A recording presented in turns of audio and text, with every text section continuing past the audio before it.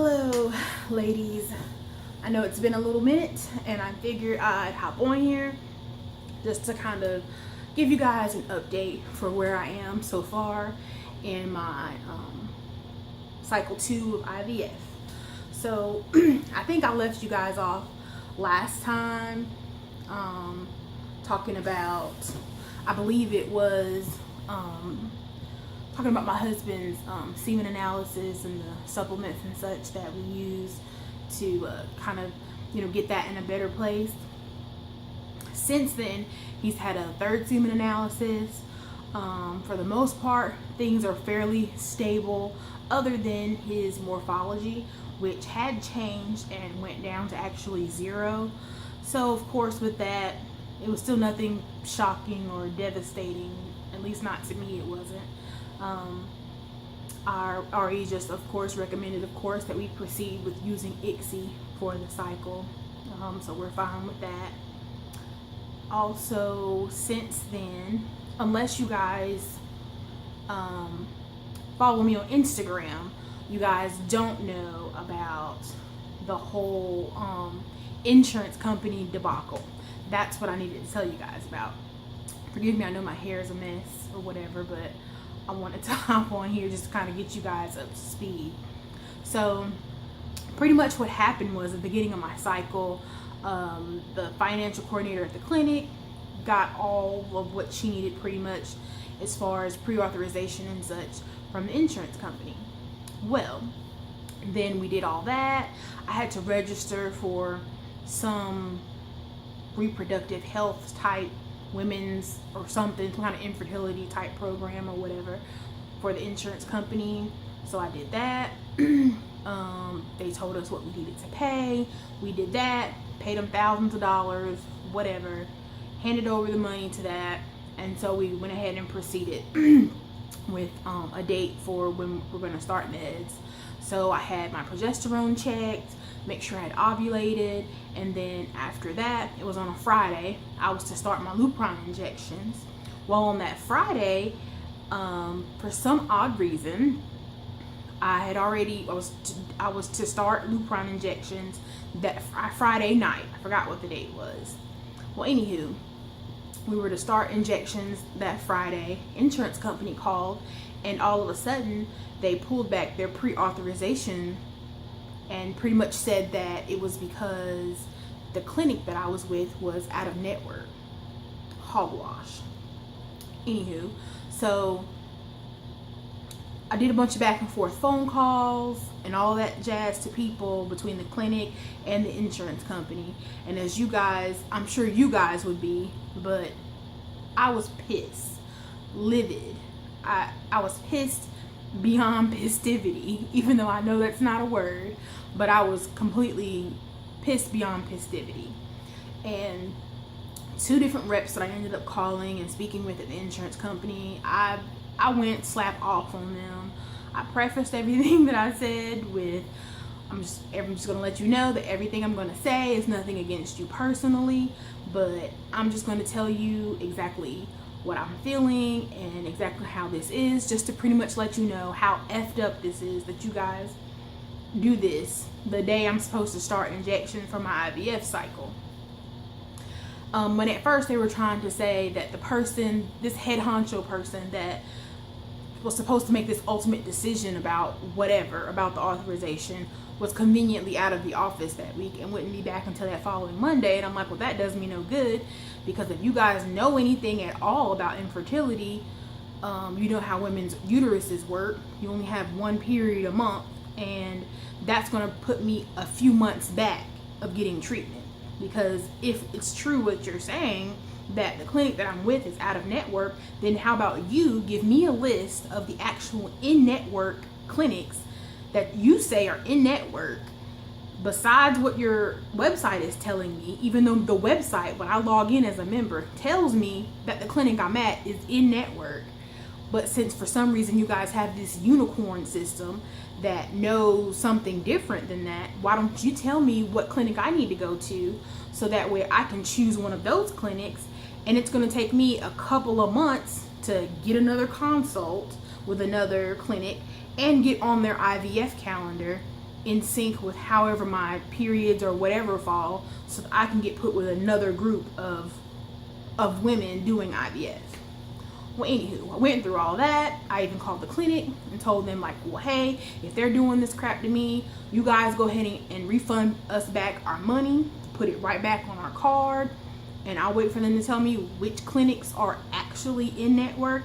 We'll choose one of them and press forward, because we don't have time for this crap. We're ready to go. We're ready to move. Well, by the end of all of that, miraculously, this head honcho person that was supposed to make this final decision about the authorization, this one lady that had been calling back and forth, coincidentally, she was calling the wrong number. She kept calling my husband's number instead of my number, when every time I call the insurance company, they make you verify your telephone number. So I'm like, out of the 5-6 times you guys heard from me, how did she end up calling the wrong number? Anyway, finally the lady ends up calling. She called my husband's phone, but left a voicemail and said pretty much that magically they got a hold of this guy or whatever that claims that, oh, it's some kind of mistake or something in the system, and that she got a hold of him or something while he was at the airport or something like that, and he claimed to, oh, they're going to uphold the authorization now. Whatever. Whole debacle for no reason. I chalk it all up to, I think that it just really boiled down to people, I think, having their hands in something that shouldn't. Y'all know what I'm talking about. You know how, like, there's always, especially when it comes to business things, like, there's always people who are like, oh, well, you know what, this right here doesn't look right, and this says this, blah, blah, blah, instead of just letting things be when they're going smoothly or whatever. That's just the way I chalk it up to. And so finally we got that behind us. I had a couple of hiccups with the clinic we're with. You guys know that the clinic we're with now is our 4th RE that we've been kind of, been pursuing treatments with of sorts or whatever. And there was a mess with them with, for some reason, the nurses there, especially. A huge thing with the IVF coordinator was the one that I had been in contact with the last couple of months. All of a sudden, once they had got the clearance or whatever it was through the financial coordinator for us to proceed with the IVF cycle, they go and say, oh, well, then they're going to assign me to someone different, a different IVF coordinator. And then this particular nurse had ended up coming out into the waiting room, and she's like discussing all this stuff with me or whatever. And then eventually, in a culmination of things, kept saying, oh, well, we're missing this and we're missing that, or sending me emails and says, oh, you just got to do this, and then we got to get your anesthesia consult, blah blah blah.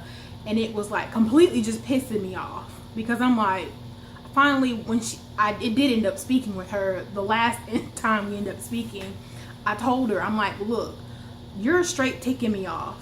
Infertility is stressful enough as it is. You're only adding to my level of stress, because I don't know for what reason. I don't know how you guys handle your patient records, what you guys do with them or anything like that. But you need to find your records, because everything that you're talking about, I'm missing this, that, and the third.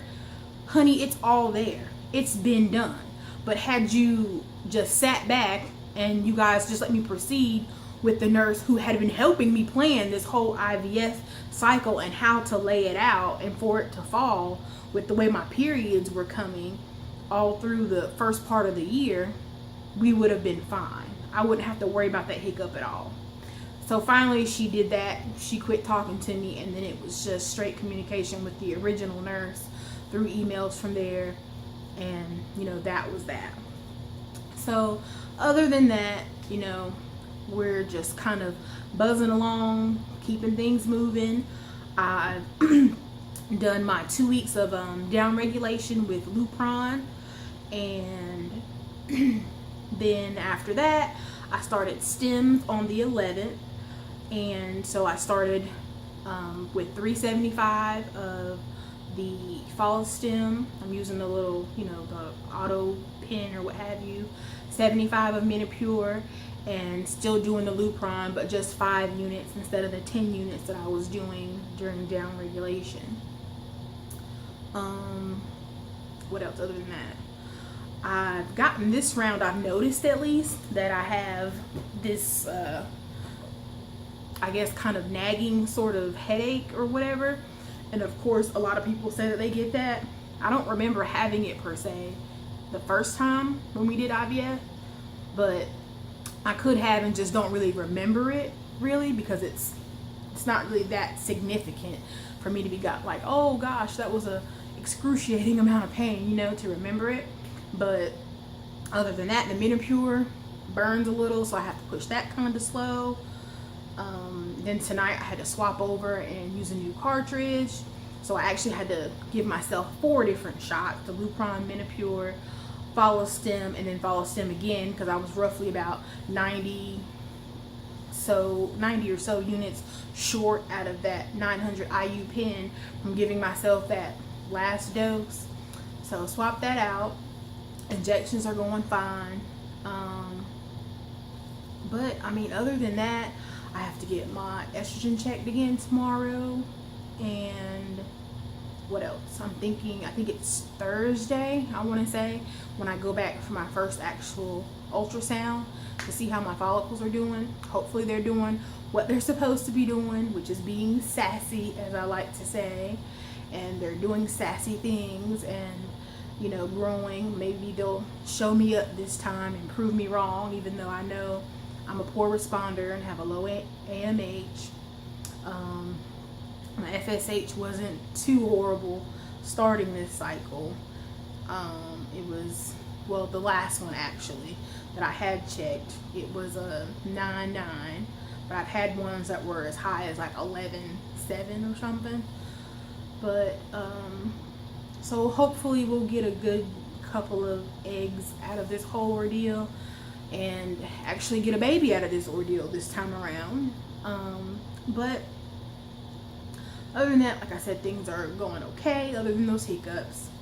And like I said, I always end up just updating all my stuff more real time and actual time on Instagram more than anything. And so if you guys, you know, make sure that you follow me on there if you want to stay up to date with what's going on with this second cycle of IVF. Also, I hope, regardless of where you ladies are in your journey or your cycle in general, whether you're doing IVF or IUI or what have you, hopefully all that's going well for you guys. Hopefully everyone's pregnancies are going well, and those that are about to deliver, hope everybody's going to have safe, happy deliveries with bringing home your bundles of joy. And so you guys leave me a comment down below if there's something that I didn't happen to mention or something you were curious about or what have you. But for the most part, I do interact, like I said, with most people on Instagram a whole lot. That's just, I think, out of the whole convenience of it, I think. And so you guys just hang on, and hope you continue to follow my journey, and I will see you guys in the next video.